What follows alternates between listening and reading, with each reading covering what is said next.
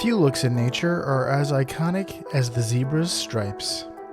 But these savannah equines rarely think about fashion. So these stripes must have a function beyond their form. You may think you know what these patterns are for, so you might be surprised to know that there is an ongoing debate among researchers over their true purpose. We may never know for sure what secrets these zealous zebras hide, but it never hurts to try to uncover the mysteries of life, death, and taxonomy.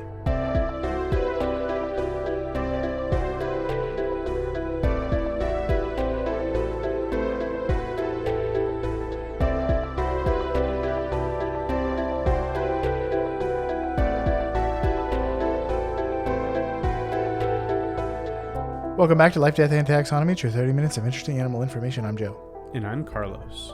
Thank you to Cassie for the creation of our theme song. To hear more of Cassie's music, please search Cassie Michelle on YouTube or Spotify.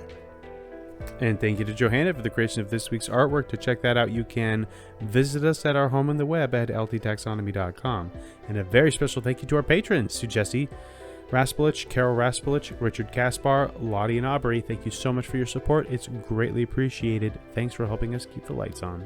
And today we're talking about a fashion icon that is more interested in function over form. But more on that later. An animal after my own heart. I only think that about him because all animals are more interested in function over form.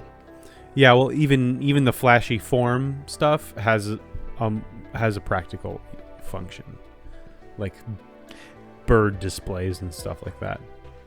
Except for maybe those chimpanzees that are like pets, but then they end up ripping someone's arm off because somebody showed up wearing a different hat than usual.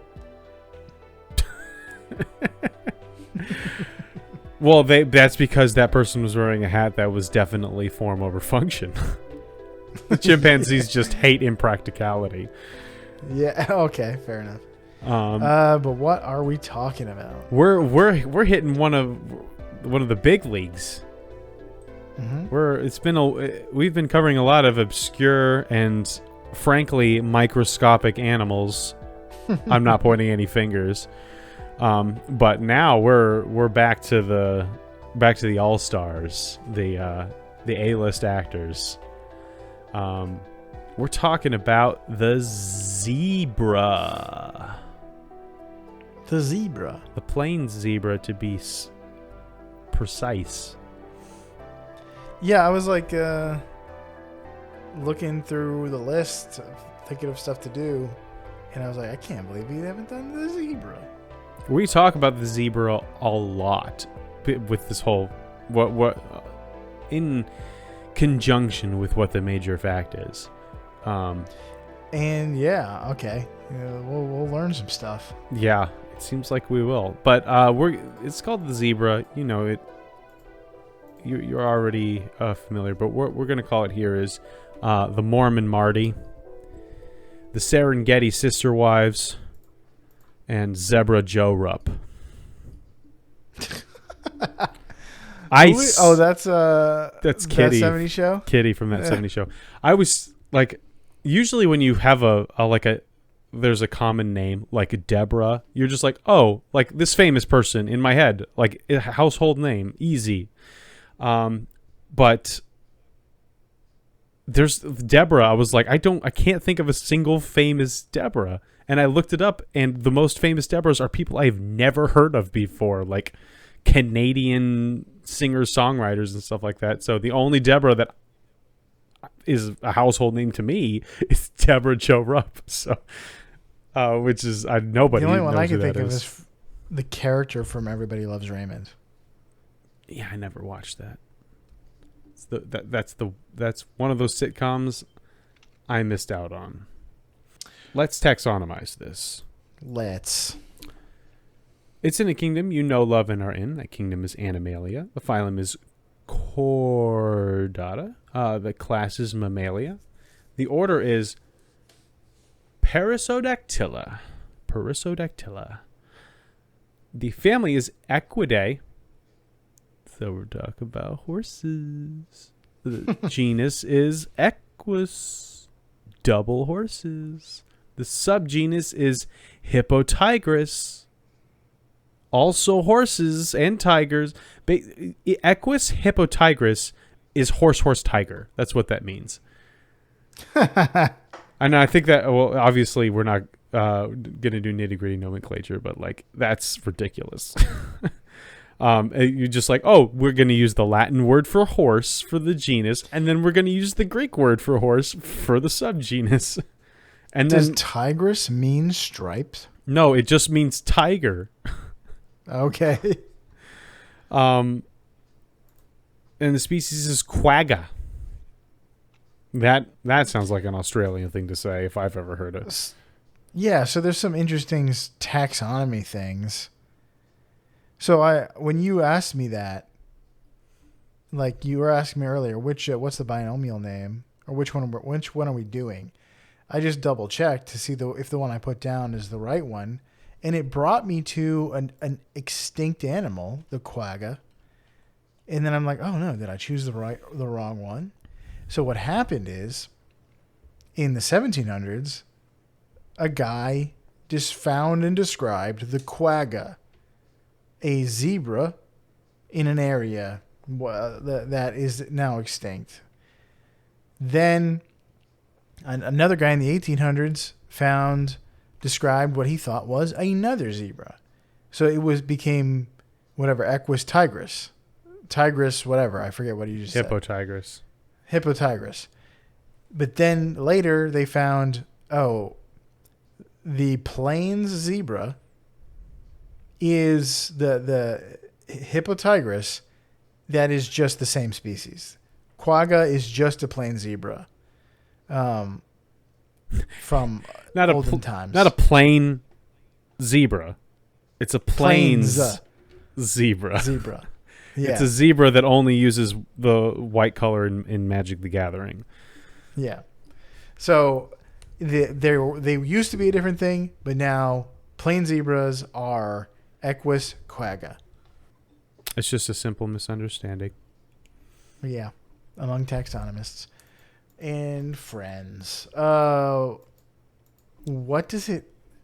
Do you have a game we could play? I sure do. Now that we've gotten that taxonomy out of the way, it's time for my favorite part of the show, critter groups. Obviously, we're not going to do nitty-gritty nomenclature because I just told you that it's a horse, tiger. Although we could do quagga. I don't know. I haven't looked it up. But so this is the part of the show where I ask you, Joe, a question, and that question is the same every time. What is the name of a group of this animal, or what is the term of venery, or what is the collective noun? We are talking zebra families in particular. Not the whole group, but what is a family unit of zebras called? Is it called A, a harem, B, a gallop, C, a pattern, or D, a clop? A harem, final answer. Ding, ding, ding. You are correct. It is a harem of zebras. Guess that's when you said it was like it's just a family. It's a group of family members. They don't make silly terms of venery for family groups, just for collections. So a harem actually is like a family group. Animal style family group. Yeah. And it's a human style family group. Fair enough. Yeah. Yeah, so a harem of zebras, which I will talk more about why that is later on. Oh, yes, I did actually look up, and I forgot I put it in my little notes here, what quagga means. It is a South African Dutch onomatopoeia for the sound the zebra makes. And I don't know what the extinct version of the zebra sounded like, but normal zebras don't say quagga.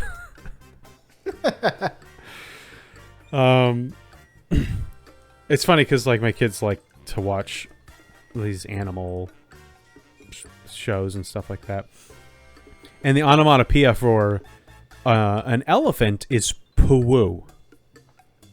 And when I first heard it, it was like I was making fun of it. My wife and I were making fun of it. It was like, poo-woo. That's what the elephant says. But, like, it's not that far off. Poo! You know, it sounds, you know, you can see it being, like, making sense. But a quagga for a zebra. Like zebras that make that, like, that high-pitched whooping sound. That doesn't sound like quagga at all. Yeah, there's no G's in there. Maybe there's another way to pronounce it in South African Dutch that I'm just not understanding, but I'm sure it's not that far off from quagga, Quagga. But there you have it. That's why that's the species name. Very interesting. Now, what could this strange animal possibly look like? It looks like a zebra. So I don't know what you're wanting from me at this point. No, it has that classic horse look, like a tall, lanky dog with rocks on its feet. It looks like kind of like a stubby version of a horse. So it has shorter legs. It's smaller. It weighs less than your typical, riding horse. I don't know what you call it. It's just a horse, but I want to call it a riding horse. I don't know all the different breeds. Clydesdale is one. That's it. That's all I've got. Tennessee walking horse.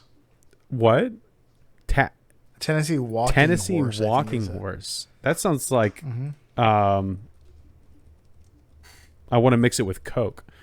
And the only reason I it. know that is because of Red Dead Redemption 2. Oh, okay. Yeah, I remember Red Dead Redemption having its individual horse breeds in there, and I don't remember a single one. I just know Clydesdales because that's an easy one to remember. Basically, a zebra is a pony with black and white stripes. It has a short buzz cut mane. So while horses can sometimes have these long flowing manes, zebras always have like a army drill sergeant, Lieutenant Surge cut going down. Even though they don't cut it, that's how long it gets. And the stripes on the mane match the stripes on its body. And I think that everything else has to do with the size of it. So how big is the zebra? I mean, we did say that it was smaller than a horse, but is it smaller than all the horses? No, because there's like tiny little... there's little horses. Teacup horses. Welcome to the beloved Measure Up segment, the official listener's favorite part of the show. The part of the show when we present the animal size and dimensions in relatable terms through a quiz that's fun for the whole family. It's also a part of the show that's introduced by you when you send in an audio of yourself saying, singing, or chittering, or making that quagga sound. Or quaggaing. I want to hear the words measure up. I would love to hear a good quagga of Measure Up. Into ldtaxonomy@gmail.com. We do have a new Measure Up intro this week. Yes. From Melissa. Do you remember Melissa? She is a fan with the fan. The fan. I want to hear the fanfare. The fanfare, the metallic scraping of Measure Up. She wrote after listening to our Demodex Mite episode.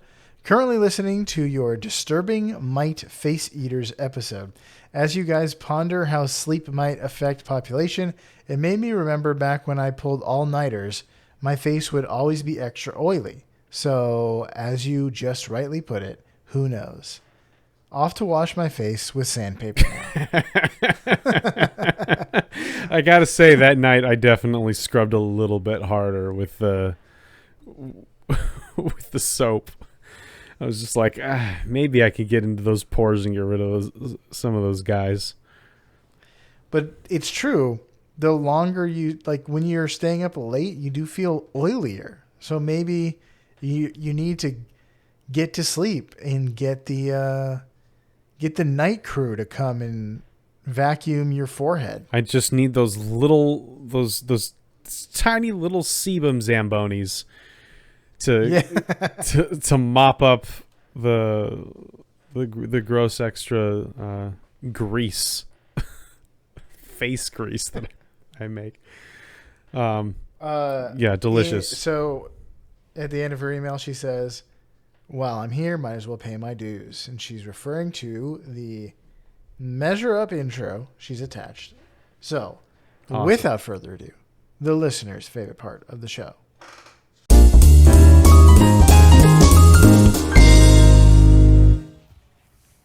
Measure up? Maybe measure down this time. Oh, can we please measure down? How do we measure down? I don't know, but I'm happy to hear the return of that fan. It did sound like there was a fan in the background this time again. Either that or like an out of balance washing machine on the spin cycle. She lives in such a dynamic environment. There's just a lot of like sound sampling that you can get from that environment. Well, thank you, Melissa, once again. Yes, thank you. And thanks for listening to our most disturbing episode, or at least top 5 most disturbing episodes. Yeah, I don't know if it necessarily takes the cake. A pumice beetle. Yeah, but this one is very like this one's very personal. It hits. It's like watching a normal horror movie and then watching Paranormal Activity. It's like that was all out there, but this one's in here. Yeah.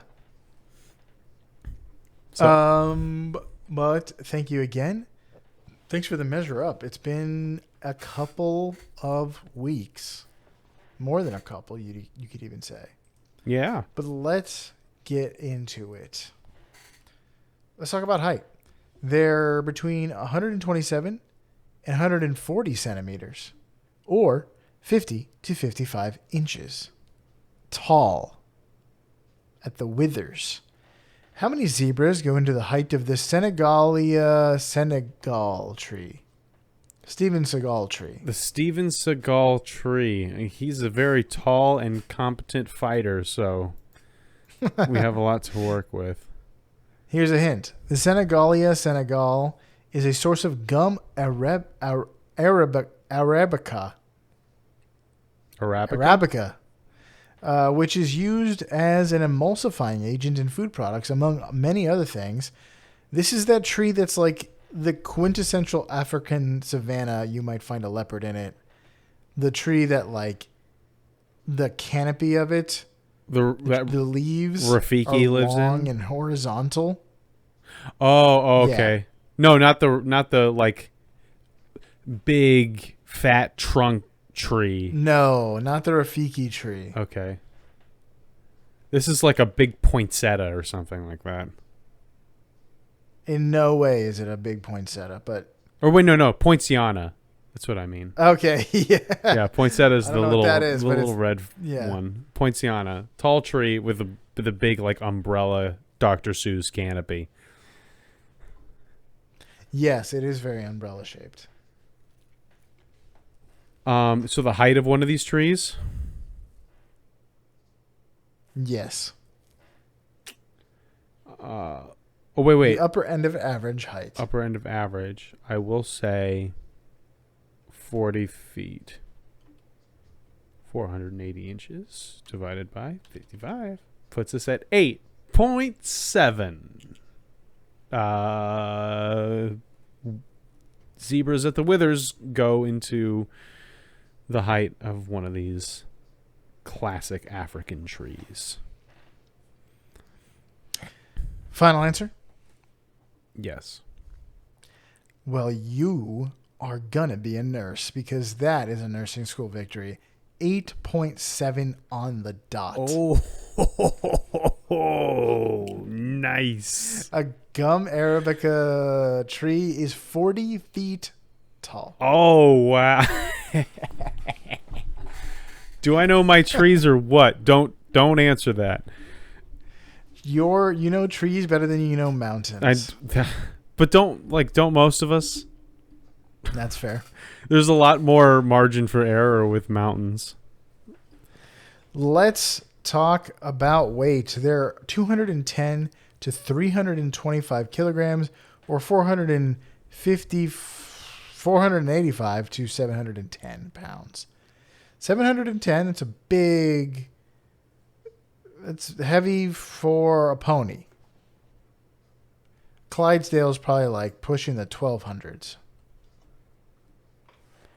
I'm just kind of still basking, maybe even marinating in that just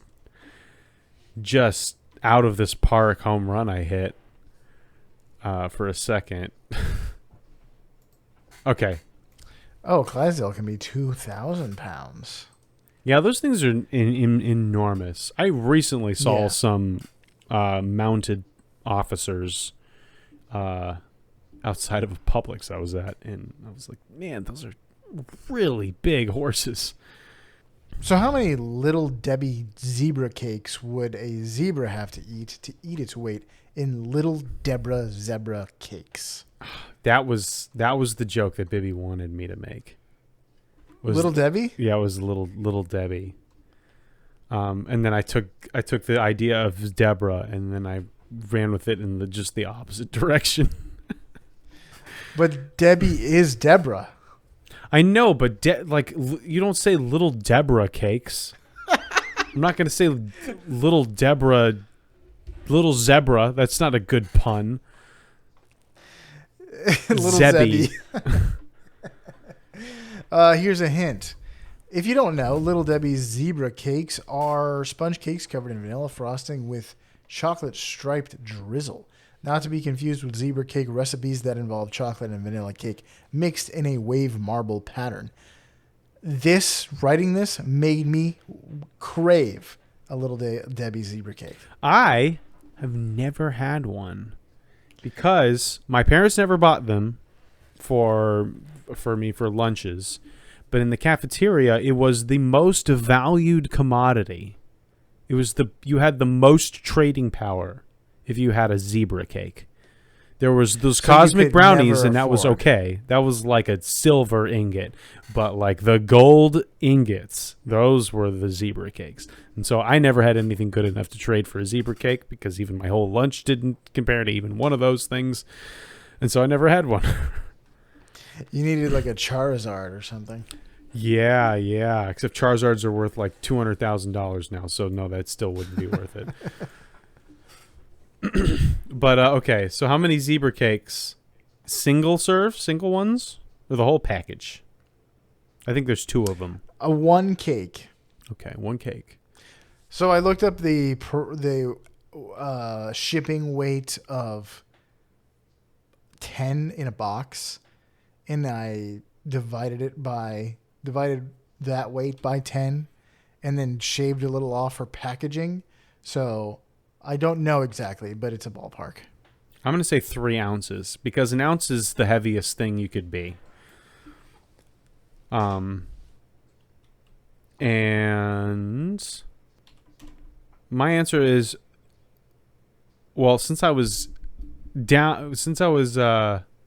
correct down to the decimal point on the last one, we're going to go with 3,786.6.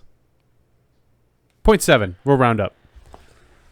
3,786 zebra cakes go into the weight of one of these zebras. Little zebbies. The correct answer is 11,360 cakes. Oh, those cakes are light. Zebra cakes are sponge cake, so there's a lot of air in there. They're a little more than an ounce, maybe. Uh-huh. Yeah, I told you an ounce is the most. When you said 3 ounces, I'm like, this thing is the biggest cake of all time. I'm so bad at these this whole ounce thing. I need to just like. I'm like, oh, what would like an ounce of? I track the gold, like value, and it's all by like 1 ounce. But I was like, I don't have an ounce of gold in my hand, so it's like I'm trying to, like, how much would that even weigh? What is a quarter Go weigh? and get a little Deborah cake. And you'll have 1 ounce. Then you'll be able to have one, and you'll be able to have eaten an ounce. Yeah, this seems like just an absolute win-win situation for me. I see no downside to this except for possibly creating a lifelong crippling addiction to Little Debbie zebra cakes that I never knew that I'm so happy that I avoided as a child. Even you might be right, because even talking about it now is triggering my addiction. I did have the cosmic brownies, and those were addicting enough, and they didn't hold a candle to zebra cakes. So cosmic brownies are trash compared to zebra cakes. Disgusting garbage. Oh, there isn't a universe where I can agree with that, even if zebra cakes were the best thing ever. This is coming from someone who hasn't had a zebra cake in probably 15 years. So, well, maybe next time I make an impulsive trip to the corner store, that'll be the snack I pick up. I mean, if you only love chocolate, then it's not trash compared to it. But cosmic brownies aren't even the best, like, store-bought brownie. To me, they are. I'm not a big brownie fan. They're like dense little chocolate pucks. That's the density. The density and the richness is what makes it. I don't want this big fluffy, and maybe I wouldn't like zebra cakes as much as cosmic brownies because, again, yeah, like I want something with muscle, you know. Well, it doesn't. It's like a cloud. It's like 1,000,000 pounds, but it's spread over a great distance. I don't want this big fluffy thing. But there's two of them. The choice between the same mass of like whipped cream and like cream cheese frosting, like there's no there's no hesitation on my end. Like the cream cheese frosting is going to be what I pick every time. Because I don't want this big, light, fluffy, airy thing. I want something rich and dense. Give it to me. Put it in my veins. All right. Well, that's all I got for that. Do you have any fast facts before we get into the major facts? Oh, yeah, we're talking about zebras. My vision kind of went red there for a second. I want the listener to weigh in and tell us whether zebra cakes or little Deborah's chocolate. Oh, come on. But there's also neutron star. Oh. Is good. It does sit like a rock, that's for sure. The rest of your digestive system will be orbiting around it for the next couple of days. Okay, let's do some fast facts. The plains zebra lives in eastern and southern Africa, from South Africa in the south to Kenya in the north to Mozambique in the east to Namibia in the west. It likes arid grasslands and open woodlands, where it spends most of its time, like a horse, eating grass. It eats grasses and sedges. It's a grazer. But it'll also eat bark, leaves, fruit, roots. But the majority of its diet is made up of grass. It has not quite as complicated of a digestive system as a ruminant, like a cow, that has several chambers in its stomach to eat and regurgitate and re-eat food, but it still is able to make do, eating mostly grass. So plains zebras congregate in these large groups made up of families, or harems, with one dominant male, the stallion, and his harem of females, the mares. And the oldest females are the highest ranking, and the harems are nomadic. So they go to wherever the water is. And some of these groups can even migrate up to 300 miles, over 300 miles, from one water source to another from the rainy season to the from the dry season to the rainy season. This is the longest migration of any mammal in Africa, which I thought was crazy because I thought like wildebeest were the longest migration, but I think they're just the largest migration. But interesting. Like it's if you ever watch the BBC section, Planet Earth section of Africa, where they just talk about the migrations of these animals during the dry season to go find water. It's incredible, but it seems like the zebra takes the cake. So that's the plain zebras. There's also Grevy's zebras. They have static territories where they mark them, the outline, the definitions of those territories with their droppings. Any female that crosses over the dropping line is now his. It's this free open season, free game. More dominant males will establish these territories near watering holes because they know that females, especially with foals with young, will have to come to these watering holes. So it's a little nefarious on their side. But less dominant males have to mark their territories away from watering holes, and so they're less likely to get females, especially ones with foals. Males that don't have any females will gather into bachelor groups, and until they can go and establish their own harems. Zebras can survive up to a week without water, which I did not know. That is incredible. That's like camel level. No, camels can survive for longer, but still, it's a long time to go without water, especially in the blazing African sun.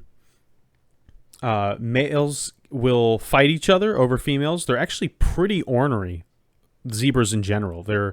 They've accounted for a lot of attacks on humans in terms of just animals attacking humans. Zebras are kind of high up there. They will bite and kick each other for territory and females. And they will also bite and kick their predators if they can't run away, which include lions, leopards, cheetahs, hyenas, crocodiles, and wild dogs. They have also been bred with other equines to create hybrids that are called zebroids. They had fun with this naming convention because they bred them with horses to create zorses. They bred them with ponies to create zonies. And they bred them with donkeys to create, well, you guessed it, zonkies.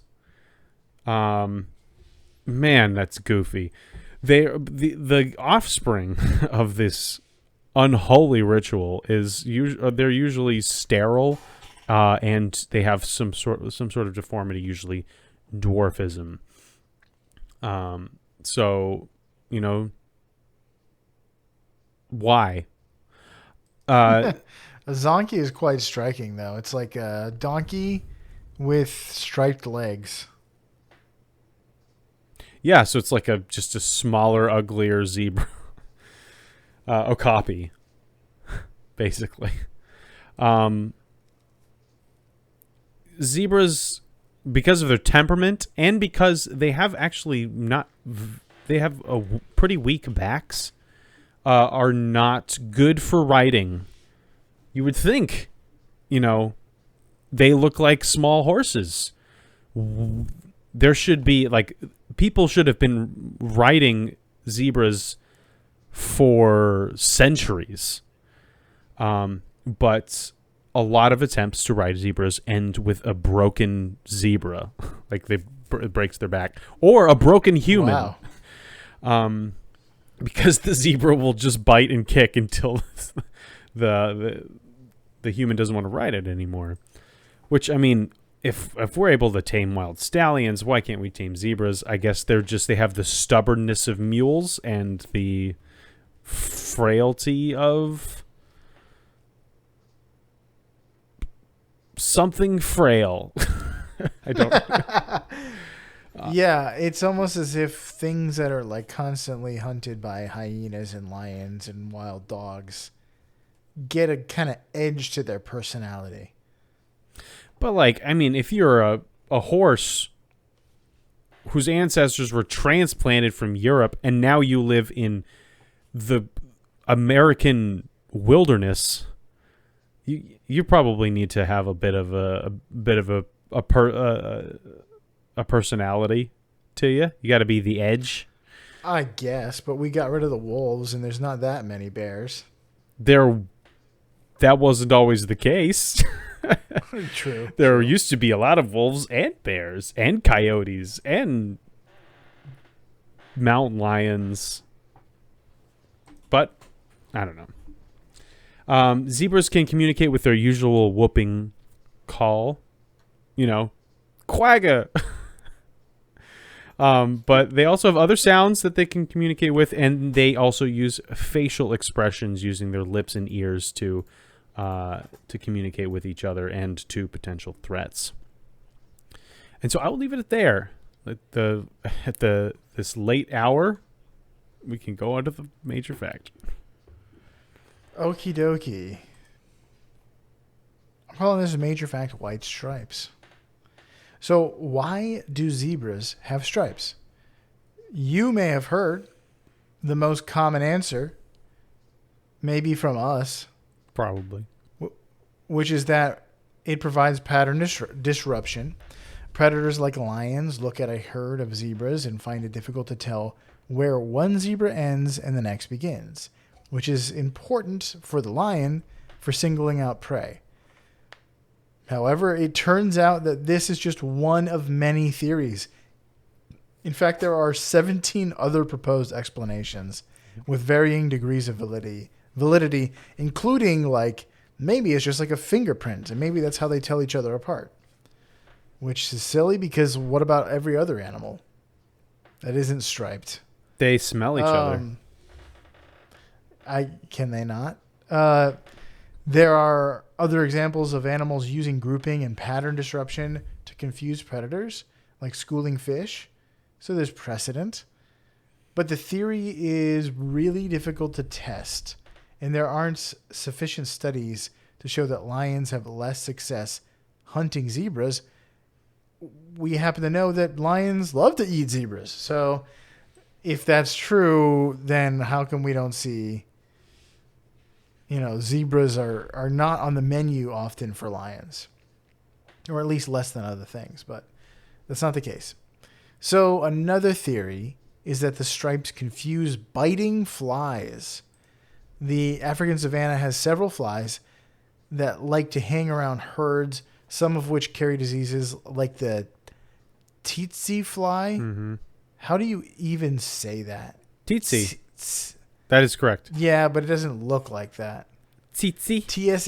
Tsetse. Yeah, tsetse. In 2014, ecologist Tim Caro and his team tested the theory by studying herds of zebras and horses. They found that that horse flies fed on zebras less than just a single patterned horse. But they even found that horses that are dressed in stripes, like zebras, were bitten less. Now, if I saw a picture, and they draped the horse in like a blanket that covered most of its body. Yeah, that sounds like it would deter a fly if you put it in anything. It's like we put this horse in a shirt, and for some reason the flies didn't want to bite it anymore. But still, like horses versus zebras, more in the same area with the same flies, the horses get bit more. That's something. But then they were able to see that the flies were around the zebras, but they seemed to bounce off zebras instead of landing for a bite. A possible explanation is that the stripes mess with their vision enough, the fly's vision, to prevent them from controlling their landing, maybe something like disrupting depth perception. So you're flying in, it's a striped mess, and then before you know it, you're smacking it in the face. The flies. These poor zebras are getting pelted by bad pilots. Yeah. So, but they're not getting bit. That's other researchers find it dubious that zebras would develop a defense against flies that would change their whole hair pattern, since flies are seasonal and regional and not a high priority threat on the savannah compared to like lions and dying of thirst. Plus, other herding animals have no stripes and no serious problems with flies. So another popular answer is thermoregulation. And this is like this has been a proposed explanation for a long time. So we know that black absorbs light and heat while white reflects them. Mm-hmm. So why have both? Studies on striped water barrels didn't show that the striped barrels were any cooler. But it's possible that these stripes work together with other zebra heat management abilities. So like humans, horses and zebras sweat. The evaporation of sweat carries away a lot of excessive heat. So when you're sweating, it's actually the evaporation of your sweat that's taking the heat away from your body. But water that is trapped in hair or fur insulates heat and has an opposite effect. It turns you into like a sauna. So zebras have a protein called lathrine, which carries water to the end of their hairs where they can evaporate, where the water droplets can evaporate. So researchers like Alison Cobb found that black stripes are consistently warmer than white stripes. So how does the temperature difference translate to cooling off? The study says, quote, we suggest that the abrupt temperature difference between the stripes causes chaotic air movement above the hair surface, thus enhancing evaporative heat dissipation. In other words, if I understood that correctly, the stripes create a Dyson fan that causes sweat to evaporate. Because of the protein. Well, the protein is like what carries it, so it stops them from just overheating because they have hair. The protein carries this water to the surface of their hair, the tips of their hair. They also found stuff like that their hair the black hair would stand on end, would be like when your hackles are up at certain times of day. And this could be like to facilitate this water leaving it. But my original thought was like the white reflected the heat and the black attracted enough heat to those particular parts that it would evaporate the water. That's what I thought at first. But then the suggestion that like it makes tornadoes on your skin is even crazier. Well, because there's like a warm front and a cold front on right, where every black stripe is a warm front and every white stripe is a cold front. And so that just creates that's interesting. I mean, this is just a theory. Have they measured tornadic activity around around? That's kind of crazy.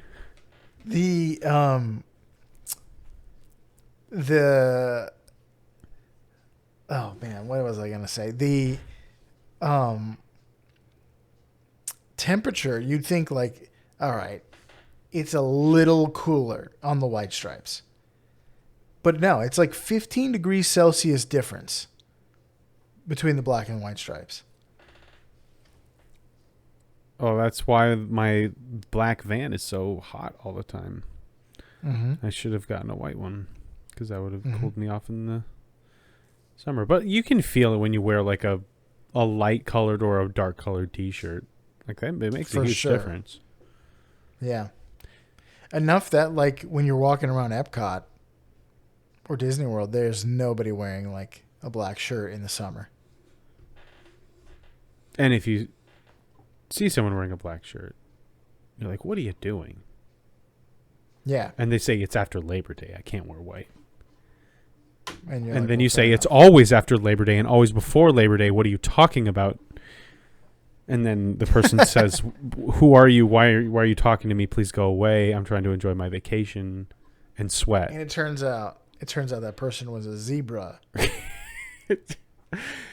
And you're blown away by the tornadoes that surround them at all times.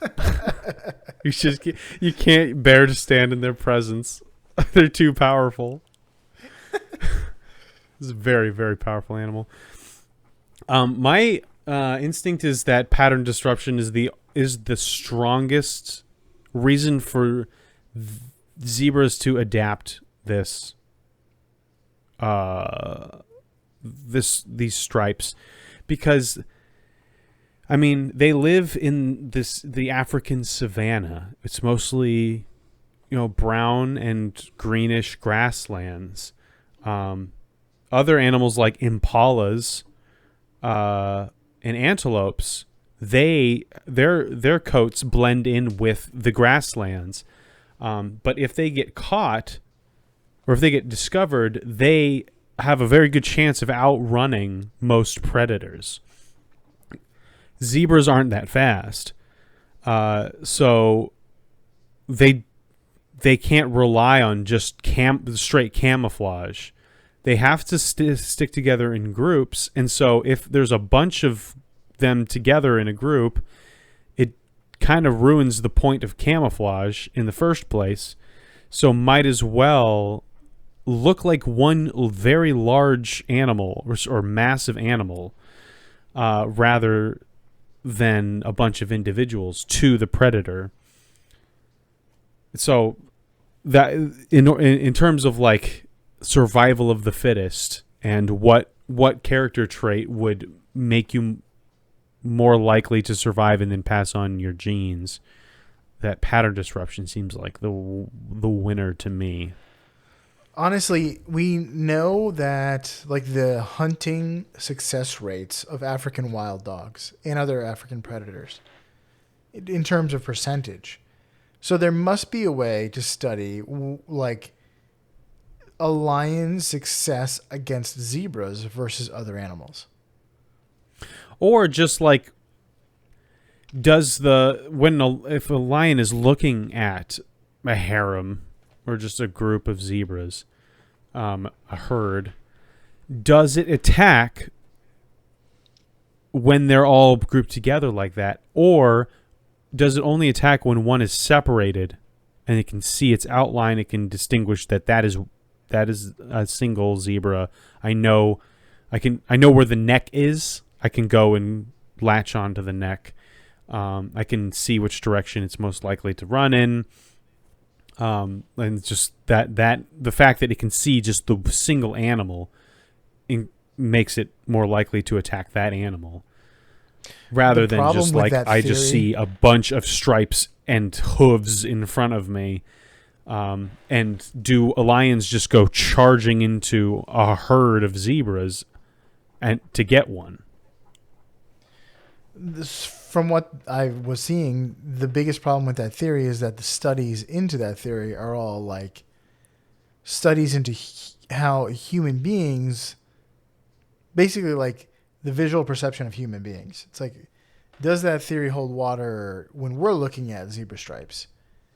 There's very little like, there's so many variables to like a lion. If you're just watching a lion attack a zebra or a herd of zebras, there's so many variables about maybe that particular lion isn't very good at hunting. Maybe that particular lion has never hunted zebra. Like Maybe it's desperate. Maybe the zebra it saw was sick or wounded somehow. And went for it. Yeah, there are a lot of contributing factors, but it's just like, I mean, you could probably collect some statistics, at least. You'd maybe mount like a little camera directly on top of its head, and tune it to lion vision, which I'm sure most cameras come with these days, and then just make your own subjective call based on the footage you see. It's like, oh, I saw one, and he went for it. There you go. It's the pattern disruption. But something like keeping flies away, like you said, there are a lot of large mammals, on the Serengeti, and they don't need stripes to keep flies away, and this whole like thermal regulation like might help, but it's like, so what do lions not? I mean, I guess they pant.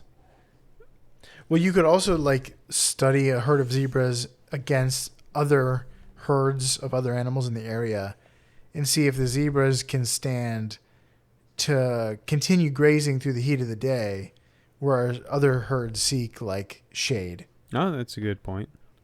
But is something like heat stroke so lethal that it would move them in this like adaptation evolutionary direction to these stripes, as opposed to like some other ungulate out there, like or just any other animal, like.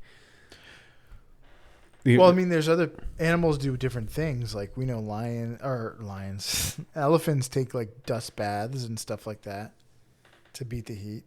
Yeah, you got rhinos out there. You've got, like I said, impalas and antelopes and,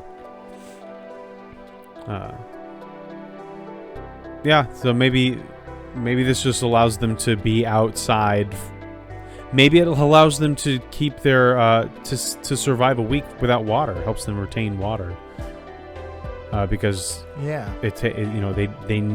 body needs to use less of it because they're not heating up as much. Well, that's all I got. All right.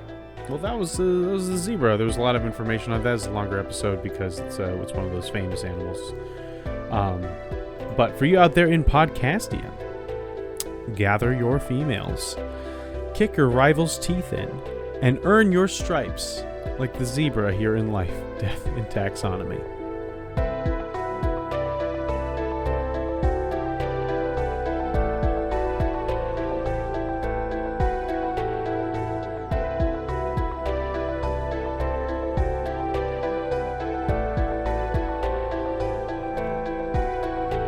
Hey Taxonomy Titans, I just want to remind you that we now have a Patreon. Patrons can see full video episodes and get shoutouts on the show.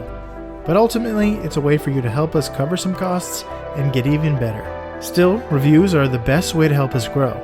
So if you haven't left one yet, we'd really love to hear from you. As always, thanks for listening and engaging.